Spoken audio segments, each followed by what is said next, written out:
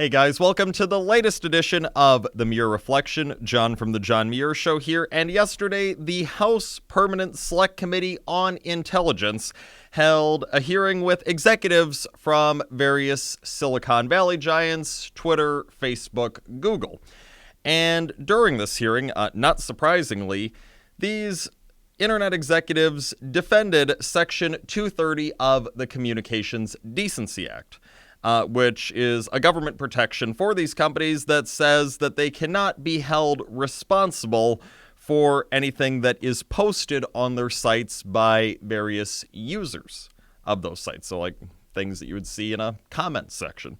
Now, what's interesting about this is that these very companies, Google and Twitter and Facebook, some of their actions of recent times would show that no, they do not deserve these Section 230 protections.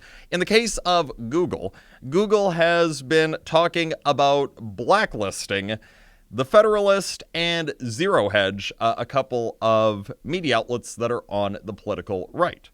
Now, they're trying to essentially defund those outlets by saying that no, they can no longer generate revenue from Google Ads, which is the most popular ad service on the internet. So the reason that you have Google claiming that these companies, Zero Hedge, Federalist, need to be blacklisted is because Google does not approve of some of the comments that various users have posted to those sites.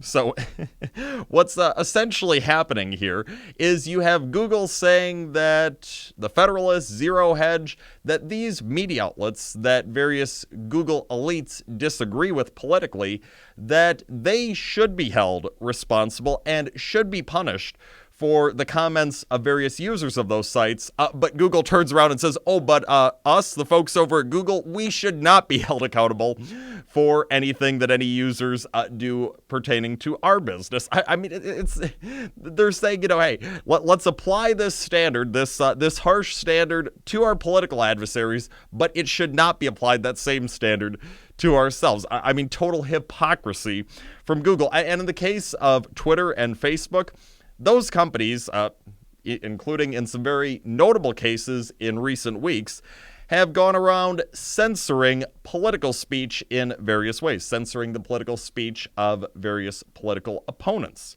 of theirs. Now, these 230 protections that we're talking about, those protections are to apply to companies online that are essentially hosts, where anyone who uses the site can go posting their thoughts on these political matters, but the hosts, so Twitter, Facebook, they do not go censoring those comments in any way. They just allow those comments to all be posted. They don't go weighing in on those comments or trying to pick and choose which comments can be seen, which comments cannot. But of course, in reality, Twitter and Facebook, they are doing exactly what they're not supposed to do. They're acting as editors, not just hosts. They are putting these warning labels on certain posts from politicians that they just simply disagree with, not because there was actually anything wrong with it, not that the stuff wasn't factual, just because they disagree with it. They're putting these warning labels on these posts. They're censoring these posts in various ways, blocking it from some people seeing them.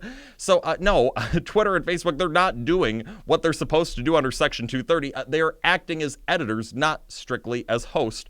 Platforms. So no, this should not apply to them, any of the stuff under Section 230. What Twitter and Facebook and them are doing, they are being partisan actors that are trying to influence the outcome of U.S. elections. They are pro-Democrat and they are anti-Trump, anti-conservative, which, look, Twitter, Facebook, these are private companies we're talking about. If this is how the executives at Twitter and Facebook want to run their private companies, well, absolutely, they have the right to do so. This show's certainly not here to tell them that they cannot do so. However, if they are going to go down that route, they can do so without government protections. There is absolutely no reason that the government should be protecting what are partisan actors in companies like Twitter and Facebook. So hey, you want to do that? That's fine. Play stupid games, win stupid prizes. You can be the partisan hacks you want, but your government protections absolutely should go away.